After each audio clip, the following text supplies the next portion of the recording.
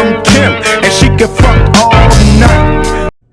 Ouch. The Lightning drop a must-win game in Game 4 here against the Colorado Avalanche, and they fall 3-1 in the series. This is the second time this playoff that the Lightning have found themselves on the brink of elimination. The first one, as a reminder, was Game 6 against the Toronto Maple Leafs in round 1. The Lightning, of course, had to win both of those games in a row, and they did just that to advance to the second round, but this is just a teeny bit different. The Lightning, coming off a 6-2 win in Game 3, you think they're riding this momentum into Game 4, and you really think it when Anthony Cirelli scores 36 seconds into the game. Wow, maybe the boys have turned a corner. Maybe we've figured out this Colorado team.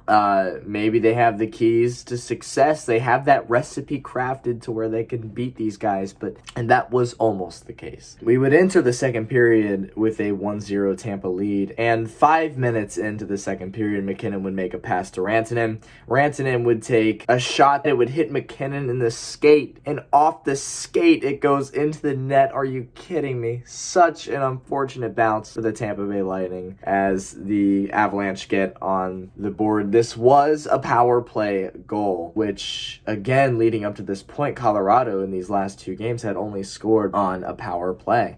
They could not score 5-on-5, much like the Rangers. And this was an interference call on Victor Hedman that would lead to the power play goal. The refs weren't very active in this game other than the second period. They called 3 penalties. The second period, 2 on Tampa, 1 on Colorado. 5 minutes after the McKinnon goal, Victor Hedman would respond with a goal of his own. This was not a highlight reel goal whatsoever. I mean, this is just Victor Hedman taking a mindless backhand on the net and somehow finding its way past Darcy Kemper. Quite frankly, I was amazed when it found its way in the back of the net. 2-1 Tampa going into the third period. Now, in the third period, it wouldn't take Colorado long to find the back of the net, just 2 minutes and 53 seconds into the period. Sturm would take a shot that misses the net terribly. In fact, it misses so bad that it hits his own teammate Cogliano in the leg and bounces off of his leg into the net. Are you kidding me?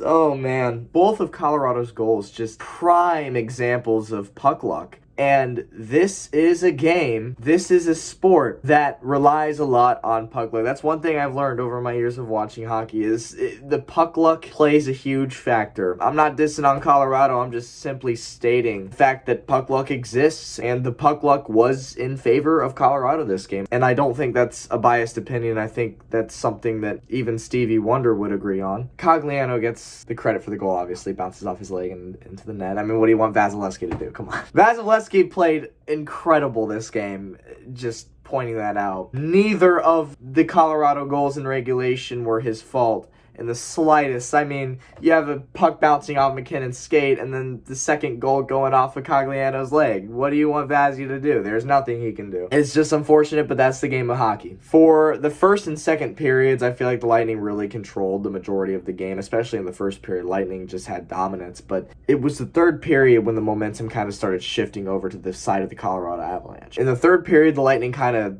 slowed down and let up a little bit, and Colorado just took the momentum, and we would end regulation in a tie 2-2. Obviously, we go into overtime, and from beginning to end, it was Colorado dominance. The Lightning couldn't get anything going to save their lives in overtime, and unfortunately, 12 minutes into the period, Nazem Kadri scored.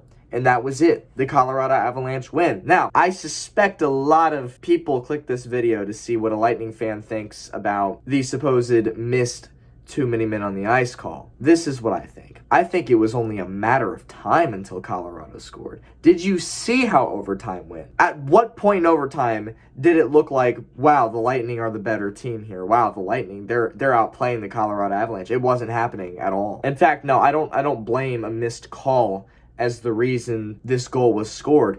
I blame none other than Mikhail Sergachev. I mean, dude, really?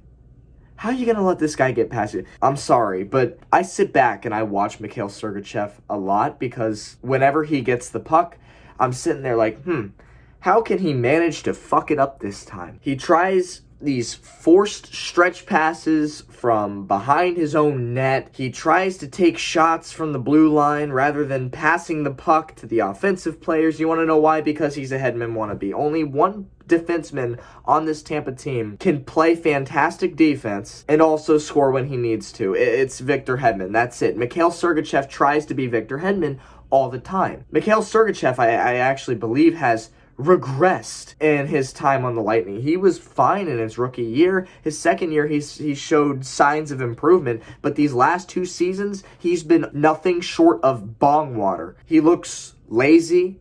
He looks clueless. I mean, I'm sorry. He's not a good player. And I understand it. Like, oh, he's young. He has time to improve. But, dude, you were better in your rookie year. I don't understand how you can regress. Actually, yeah, I do, because you're trying to be too much of an offensive player. You're defense for a reason. Stick to defense. I don't think I've seen another defenseman on the Lightning get more shots blocked than Mikhail Sergachev, because, again, he takes more shots than any other D-man on the team, because why? He wants to be an offensive player. He tries to be this two-way player. It's not working. It's just not working. And I'm sorry, but if you watch hockey and you have a brain and any sense of hockey IQ, you know that this game winner by Kadri, this was on Mikhail Sergachev. How do you let him walk right through you like that? That's just poor defense on his end. And I'm sorry, but too many men? Was there too many men? Sheesh. It doesn't fucking matter. I'm simply blaming this overtime goal on Sergachev. I'm not blaming him for the reason the team lost, just simply the overtime goal. The Lightning as a team just needed to be better in the third period and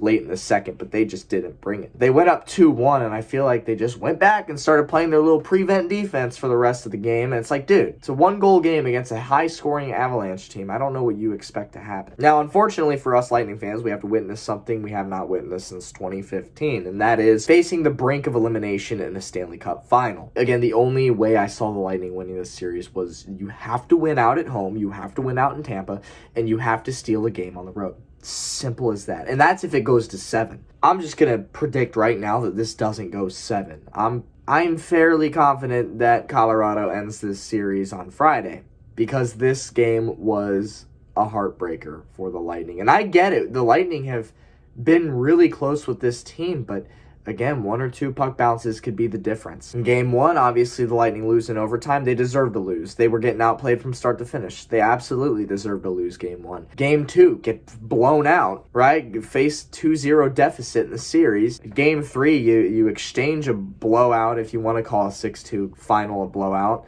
And then here you have the second overtime loss of the series. So really, the series is a lot closer than a 3-1 series lead for Colorado might suggest. But I mean, the Lightning have only outplayed the Avalanche in one of these games. I guess it makes sense, right? So here we are. This is where we are now. The Lightning have to win 3 in a row to win the Cup. They have to win the next 3 straight, including 2 in Denver on the road. I don't see it happening. I'm sorry. I don't see it happening. Now, for it to happen, it would have to be a monumental choke by the Colorado Avalanche, but it would also have to be a good effort from the Lightning, which is something that we've seen a big lack of in this series. If anybody needs any positivity to fuel their emotions and have some sense of confidence for the remainder of this series and believing that somehow, some way the Lightning can get it done and win 3 straight, I'll tell you this. The Lightning have been down 3-1 before in a series and won it one time. One time in franchise history has this happened, and it was in 2011 against the Pittsburgh Penguins in the second round, and that was it. So if you need any kind of positivity, it's happened before. So the keys to winning the series now for the Lightning is, you gotta win all 3. You have to win all 3. That's it. I'll see you in the next video. Peace out.